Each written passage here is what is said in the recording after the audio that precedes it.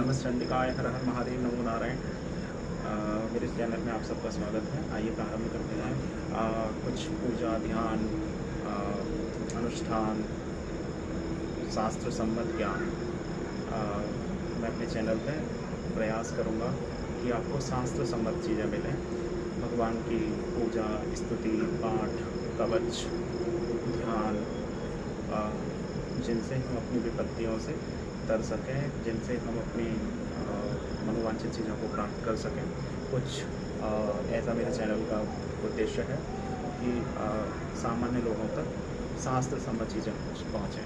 जैसा कि आजकल सोशल मीडिया पे चल रहा है कि शास्त्र सम्मत चीज़ें होती नहीं हैं और कुछ भी परोसा जा रहा है, जिसका ना कहीं पे कोई चर्चा आई है, मनगढ़ंत बातें चल रही हैं।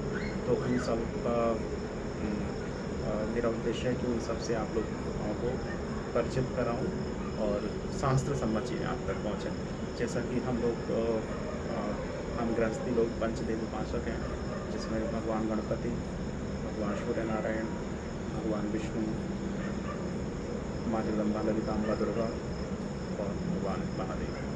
तो मेरे चैनल का मुख्य उद्देश्य यही है कि पंच देवताओं के बारे में, उनकी ध्यान, स्तुति, पूजा पाठ और शास्त्र सम्मत गुह्यतरम देवी भगवान महादेव और माँ पार्वती के संवादों में भगवान महादेव ने जो माँ भगवती दुर्गा को गुह्य से भी गुह्य ज्ञान परोसा है, गुह्य से भी गुह्य ज्ञान दिया है।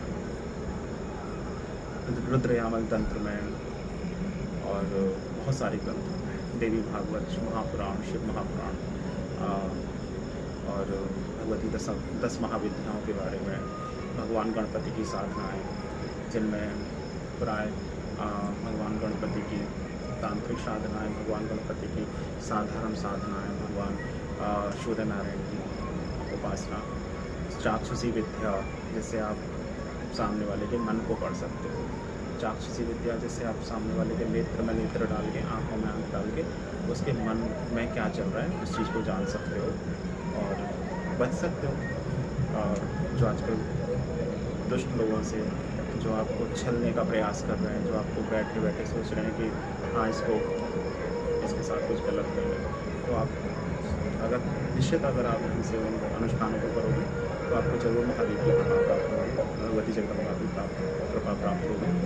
तो हमारे चैनल का यही उद्देश्य रहेगा कि पंचदेव उपासना का क्रम, किस तरीके से हम उपासना करें, किस तरीके से हम पूजा पाठ करें, नित्य पूजा में हमें क्या क्या चीज़ें सम्मिलित होना जरूरी है, और इसके अलावा कुछ अनुष्ठान, कुछ मंत्र, कुछ स्तोत्र, कुछ जप, कुछ इस तरीके से प्रारंभ करते हैं। सर्वप्रथम मैं आपको छोटा सा चीज़ बताना चाहता हूँ, क्योंकि हम सब लोग प्राय ब्राह्मण ही गायत्री का अधिकारी हो रहा है। गायत्री जपने का अधिकारी सिर्फ ब्राह्मण है। तो इस बात को आप लोग अन्यथा न लें, जैसा कि शास्त्रों में आया है, जनेऊ संस्कार जरूरी है उसके लिए।